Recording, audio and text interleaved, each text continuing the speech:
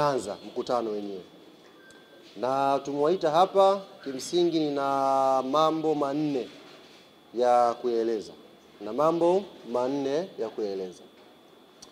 Jambo la kwanza ni kuhusu maandalizi ya timu yetu kuelekea mchezo wa siku ya Jumamosi dhidi ya Silver Striker ya Malawi.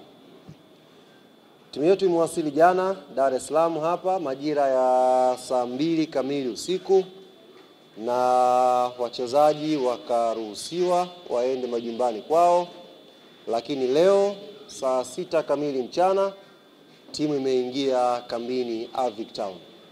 Sio imekwenda kufanya mazoezi, timu imeshaingia kambini. Maana yake leo mpaka siku ya mechi, kwa maana ya Jumamosi, wachezaji wetu wote watakuwa wako pale Avic Town wakijiandaa na mchezo huu. Habari ya Clement Mzize tumeshaitoa hii kupitia application yetu ya Young Africans. Clement Mzize tayari ameimarika 100%, na sasa itabakia kazi kwa mwalimu wetu Patrick Mabedi kujua kama anamtumia au hamtumii. Hayo ni mipango ya kiufundi sasa, lakini kwa maana ya utimamu wake wa kimwili, Clement Francis Mzize ameimarika kwa 100%. Jambo la tatu ambalo nimekuwa nikipokea message nyingi na simu nyingi kutoka kwa wanachama na mashabiki wetu ni kuhusu taarifa ya kocha mpya.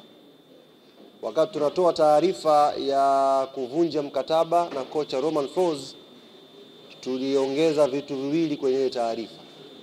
Taarifa ya kwanza tulisema timu katika kipindi hiki itakuwa chini ya assistant wetu Patrick Mabedi, na taarifa ya pili tukaainisha kwamba mchakato wa kumtafuta kocha mkuu unaendelea. Maswali yamekuja, mchakato umefikia wapi, na kama kocha mpya akija huyo mkuu atakuwepo kwenye bench kwa maana ya Jumamosi pale Benjamin Mkapa.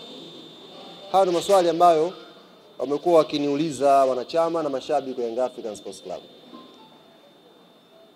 Jibu lake, mchakato bado unaendelea wa kutafuta head coach wa klabu yetu Young Africans. Na kwa taarifa rasmi kutoka kwa kamati yetu tendaji ambayo inasimamia huo mchakato, ndani ya siku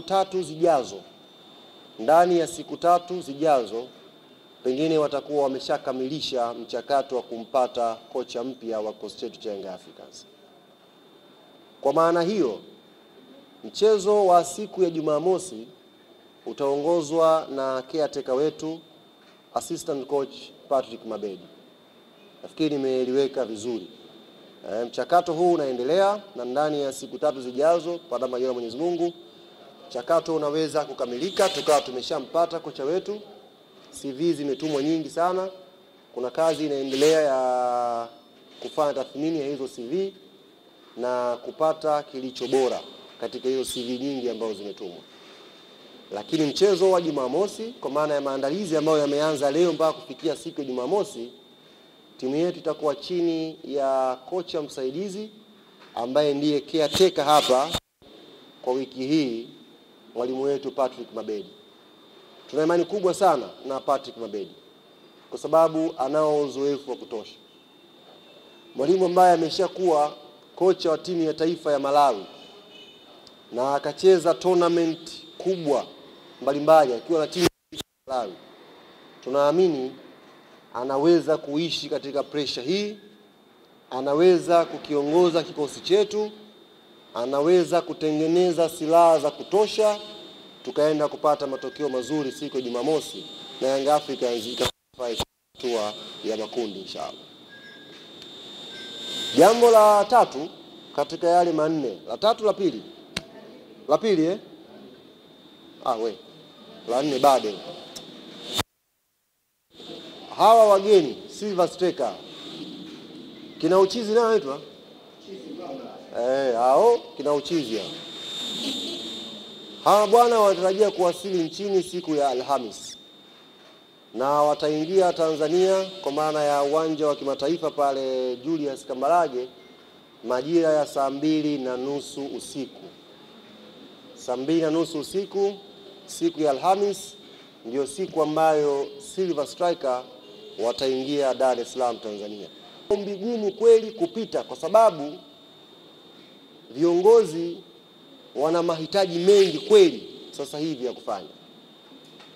Lakini kipaumbele ambao tuko nacho sasa hivi, kipaumbele ni group stage. Ndio kipaumbele cha Yanga. Hakuna kitu kingine kwenye vichwa vyetu isipokuwa hatua ya makundi ya CAF Champions League.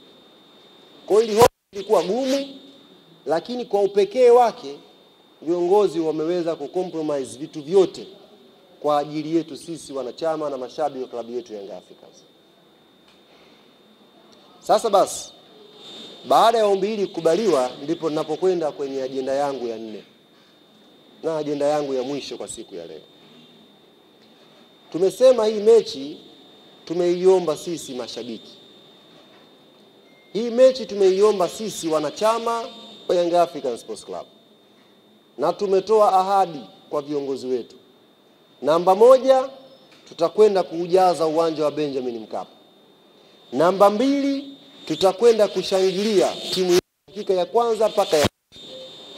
Namba 3, wanachama